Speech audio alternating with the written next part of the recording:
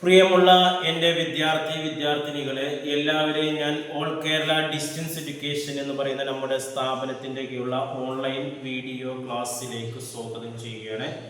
ഇന്ന് ഞാൻ നിങ്ങൾക്ക് മുമ്പിൽ പ്രസന്റ് ചെയ്യുന്നത് NS+2 ഡാറ്റ എൻട്രിയുടെ ന്യൂ സിലബസ് അനുസരിച്ചുള്ള ക്ലാസ്സുകളാണ് നിങ്ങളുടെ മുമ്പിൽ അവതരിപ്പിക്കുന്നത്. ആദ്യമായിട്ട് എൻ്റെ വീഡിയോ കേൾക്കുന്ന എല്ലാവരും ലൈക്ക് ചെയ്യുക, ഷെയർ ചെയ്യുക, കമൻറ്റ് ചെയ്യുക, സബ്സ്ക്രൈബ് ചെയ്യുക. നമുക്കറിയാം 2024 ഏപ്രിലിന് ശേഷം പരീക്ഷ എഴുതുന്ന എല്ലാ വിദ്യാർത്ഥികൾക്കും SSLC +2 വിദ്യാർത്ഥികളുടെ വൊക്കേഷണൽ വിഷയങ്ങൾ അല്ലാത്ത എല്ലാ വിഷയങ്ങളുടെയും സിലബസിൻ്റെ 60% മാത്രമേ ഇനി പബ്ലിക് എക്സാമിന് പഠിച്ചാൽ മതി. ബാക്കിയുള്ള 40% അസൈൻമെൻറ്റ് ചാപ്റ്ററാണ്. ആ പബ്ലിക് എക്സാമിന് വരുന്ന ചാപ്റ്ററുകളാണ് ഞങ്ങളുടെ മുമ്പിൽ അവതരിപ്പിക്കുന്നത്. 2023 വരെ ഓൾറെഡി അഡ്മിഷൻ എടുത്തവർ പഴയ സിലബസ് തന്നെ ഫോളോ ചെയ്താൽ മതി. അവർ ഇനി എക്സാം എഴുതാനുള്ളവരുണ്ടാവും.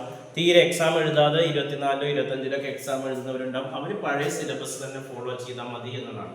24 ഏപ്രിലോ അതിന് ശേഷമോ അഡ്മിഷൻ എടുത്ത എല്ലാവരും പുതിയ സിലബസ് പ്രകാരമാണ് പഠിക്കേണ്ടത്. നമുക്കറിയാം ഡാറ്റ എൻട്രി ഓപ്പറേഷൻ തന്നെ കൊമേഴ്സിലും ഹ്യൂമാനിറ്റീസിലും സയൻസിലൊക്കെ കൊടുക്കാൻ പറ്റിയ പേപ്പറാണ്. പിന്നെ നമുക്ക് 632 ഡാറ്റ എൻട്രി ഉണ്ട്. വൊക്കേഷണലാണ്, അത് നിർബന്ധമല്ല, അത് പഠിക്കാൻ ടഫാണ്. അത് ഇനി ആരെങ്കിലും കൊടുക്കാൻ ഉദ്ദേശിക്കുന്നുണ്ടെങ്കിൽ അത്തരം പേപ്പറുകൾ നിങ്ങൾ ഒഴിവാക്കാം. കാരണം നമുക്ക് സിമ്പിളായിട്ട് അവിടെ 13-12 ചാപ്റ്റർ പഠിക്കണം. ഇവിടെ ആകുമ്പോൾ വെറും 6 ചാപ്റ്റർ പഠിച്ചാൽ മതി. ഓക്കെ, ഈ ഫസ്റ്റ് ചാപ്റ്റർ നിങ്ങൾക്ക് 336-ലും 632-ലും കോമൺ ആയി വരുന്ന ക്ലാസ്. അതുകൊണ്ട് എൻ്റെ വീഡിയോ കേൾക്കുന്ന +2-ലെ 632 ഡാറ്റ എൻട്രി, 336 ഡാറ്റ എൻട്രി, അതുപോലെ 631 കമ്പ്യൂട്ടർ ആൻഡ് ഓഫീസ് ആപ്ലിക്കേഷൻ, ഇത്രയും +2-ന്റെ സബ്ജക്റ്റിന് ഈ ചാപ്റ്റർ കോമൺ ആയി ഉപയോഗിക്കാം. ഓക്കെ, ഈ ക്ലാസ്സിൽ ഉപയോഗിക്കാം. അതേപോലെ തന്നെ SSLC-യുടെ ഡാറ്റ എൻട്രി ഓപ്പറേഷൻ 229, അതേപോലെ തന്നെ ബേസിക് കമ്പ്യൂട്ടിംഗ് 608. ഇങ്ങനെ മൊത്തം 5 വിഷയത്തിന് 5 സബ്ജക്റ്റുകൾക്ക് കോമൺ ആയിട്ട് ഉപയോഗിക്കാൻ പറ്റിയ ചാപ്റ്ററാണ്. അതുകൊണ്ട് ഇത്തരം വിദ്യാർത്ഥികൾക്ക് നമ്മുടെ ക്ലാസ്സുകൾ ഉപകാരപ്രദമാകും എന്നതാണ്. അപ്പോൾ ഈ ക്ലാസ്സിൽ നമ്മൾ ഫസ്റ്റ് ചാപ്റ്റർ കുറച്ച് വലുതായതുകൊണ്ട് അതിനെ 2 ഡിവൈഡ് ചെയ്തിട്ടുണ്ട്. അപ്പോൾ നമ്മൾ ഈ വീഡിയോസിൽ അവതരിപ്പിക്കുന്നത് 2 മാർക്കിൻ്റെയും 3 മാർക്കിൻ്റെയും 4 മാർക്കിൻ്റെ ഒക്കെ ക്വസ്റ്റ്യൻസ് ആണ്. 1 മാർക്കിൻ്റെ ഒക്കെ ക്വസ്റ്റ്യൻസ് നമ്മൾ വേറൊരു വീഡിയോയിൽ അവതരിപ്പിക്കും എന്നതാണ്. അത് സെപ്പറേറ്റ് നമ്മൾ ചെയ്യും. എക്സാമിന് ആൻസർ നിങ്ങൾക്ക് ഇംഗ്ലീഷിൽ എഴുതാം, അല്ലെങ്കിൽ മലയാളത്തിൽ എഴുതാം. പരീക്ഷയ്ക്ക് ക്വസ്റ്റ്യൻസ് ഇംഗ്ലീഷിലായിരിക്കും എന്നതാണ്. എക്സാമിന് ക്വസ്റ്റ്യൻസ് ഇംഗ്ലീഷ്, അതിൻ്റെ അർത്ഥം മനസ്സിലാക്കാൻ വേണ്ടിയിട്ടാണ് ഞാൻ ബോർഡിൽ എഴുതി പ്രാക്ടീസ് ചെയ്യുന്നത്. ഈ ക്വസ്റ്റ്യൻസ് ഒക്കെ നിങ്ങളുടെ ഗൈഡിലുണ്ട്. ഗൈഡ് ആവശ്യമുള്ളവർ വാട്സപ്പിൽ കോൺടാക്ട് ചെയ്ത് കഴിഞ്ഞാൽ ഞാൻ അയച്ചു തരാം. പിന്നെ ശ്രദ്ധിക്കേണ്ടത് ആദ്യത്തെ 1 വേർഡ് ക്വസ്റ്റ്യൻസ് ഉണ്ടാവും. 1/2 മാർക്ക് ആയിക്കോട്ടെ, 1 മാർക്ക് ആയിക്കോട്ടെ, അത് നിങ്ങൾ ഇംഗ്ലീഷിൽ തന്നെ എഴുതാൻ നോക്ക് പരമാവധി.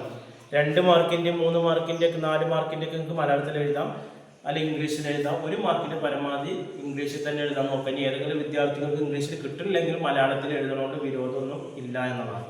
ഓക്കെ, ഫസ്റ്റ് ക്വസ്റ്റ്യൻസ് ആണ്. What is computer?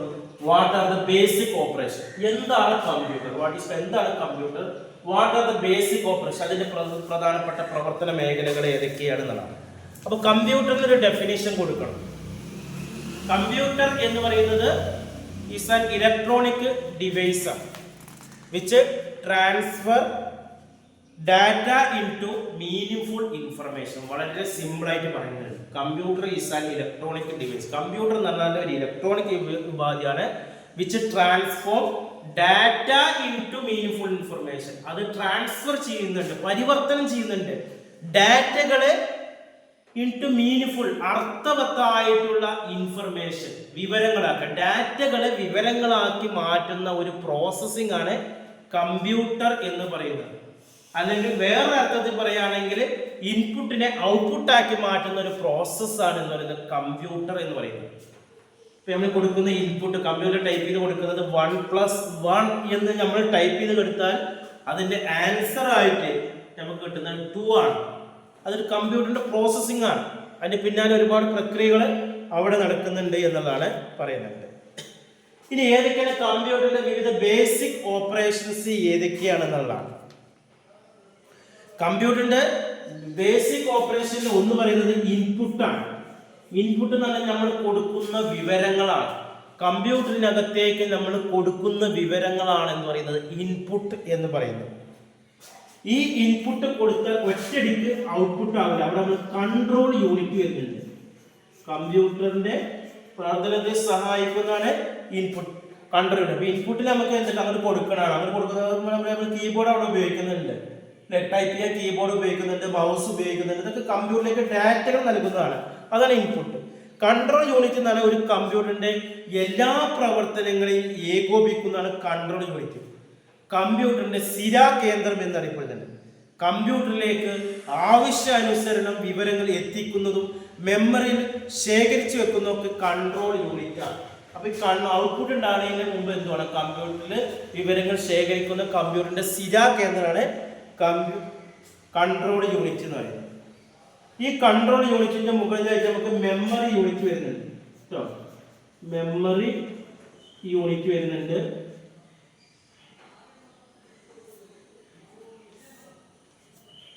Memory unit എന്ന് പറഞ്ഞാല് ഒരു കമ്പ്യൂട്ടറിൽ ആവശ്യാനുസരണം വിവരങ്ങൾ ശേഖരിച്ചു വെക്കുന്ന ഭാഗമാണ് മെമ്മറി എന്ന് പറയുന്നത്.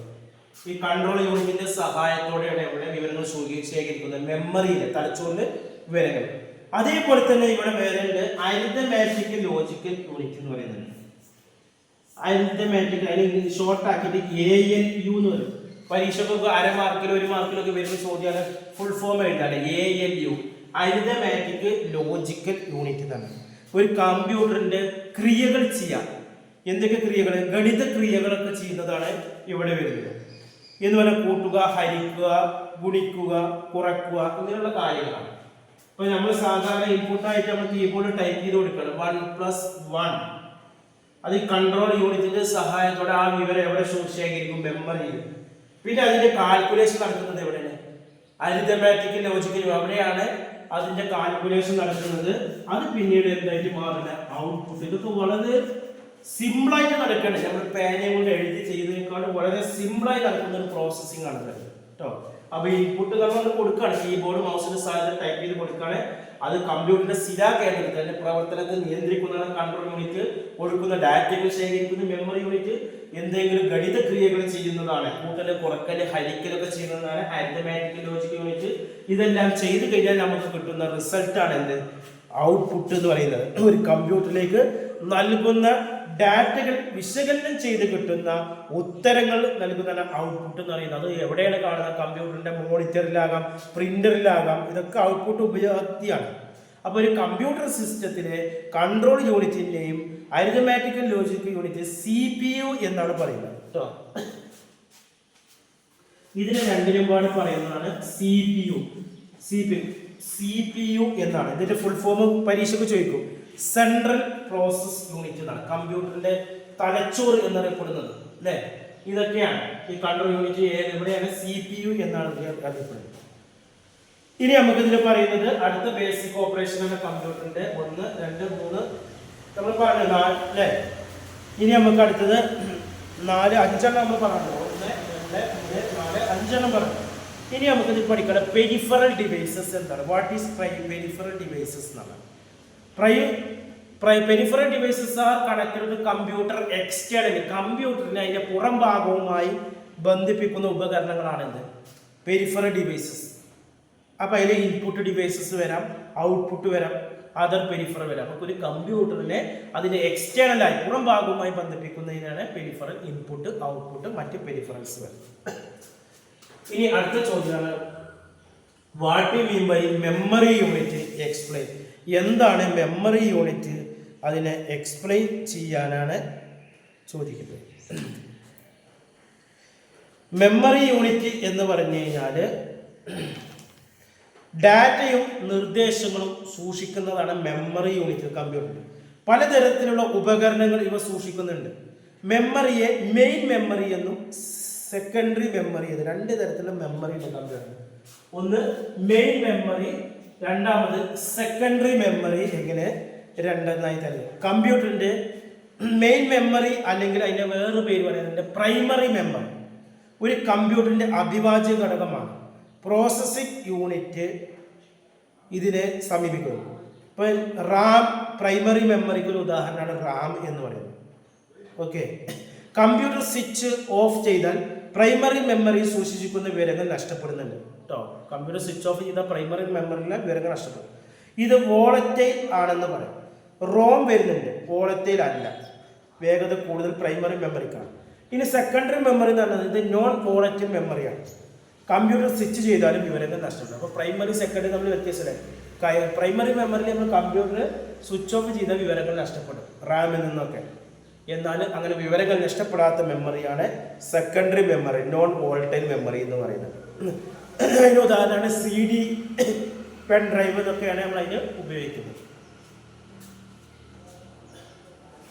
ഇനി അടുത്ത ചോദ്യമാണ്, what are the major part of the computer? കമ്പ്യൂട്ടറിന്റെ വിവിധ പാർട്ടുകൾ ഏതൊക്കെയാണ് എന്നുള്ളതാണ് ചോദിക്കുന്നത്. അതിൽ കീബോർഡ് വരുന്നുണ്ട്, മൗസ് വരുന്നുണ്ട്,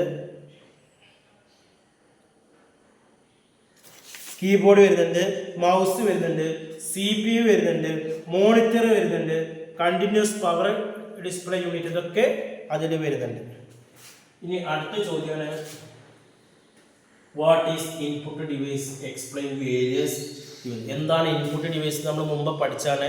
അതിൻ്റെ വിവിധ തരങ്ങൾ ഏതൊക്കെയാണെന്നാണ് ചോദിക്കുന്നത്. ഒരു 4 മാർക്കിനൊക്കെ ചോദിക്കാൻ പറ്റുന്ന ചോദ്യമാണ്, അല്ലെങ്കിൽ ഏതെങ്കിലും ഒന്നെടുത്തിട്ട് 1 മാർക്കിനോ 2 മാർക്കിനോ ചോദിക്കാം എന്നുള്ളതാണ്.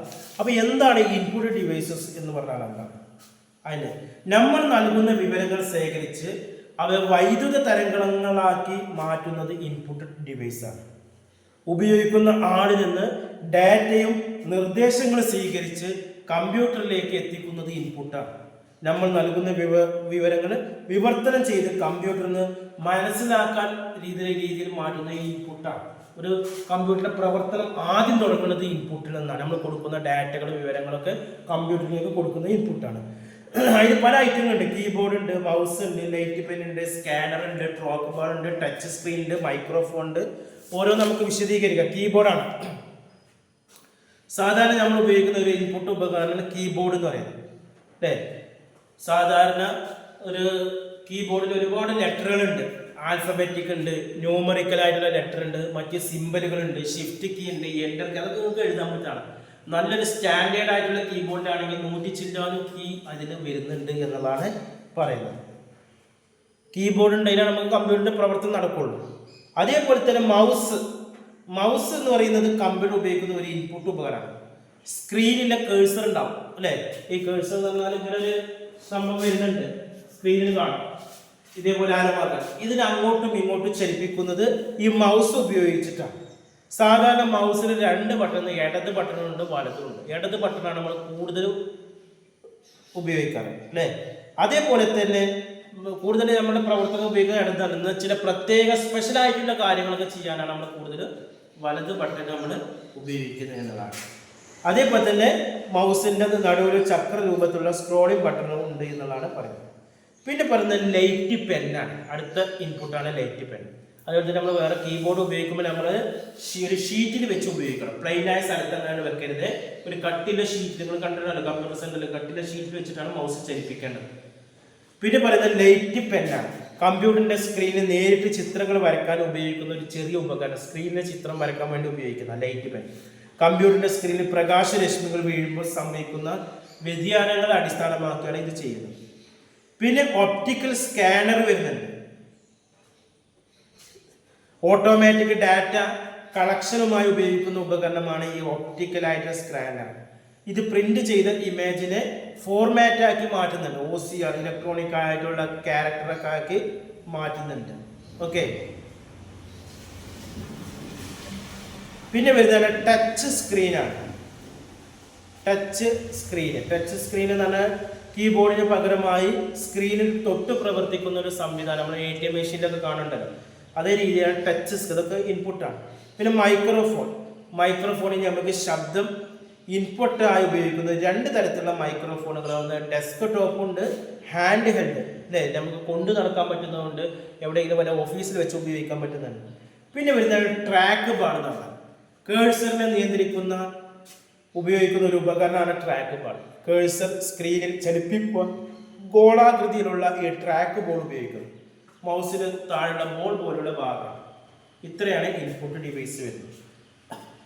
ഇനി അടുത്ത ചോദ്യമാണ്, what is output device? Explain various. എന്താണ് ഔട്ട്പുട്ട് ഡിവൈസസ്? അതിൻ്റെ വ്യത്യസ്ത തരം ഏതൊക്കെയാണ് എന്നുള്ളതാണ് ചോദ്യമായിട്ട് വരുന്നത്.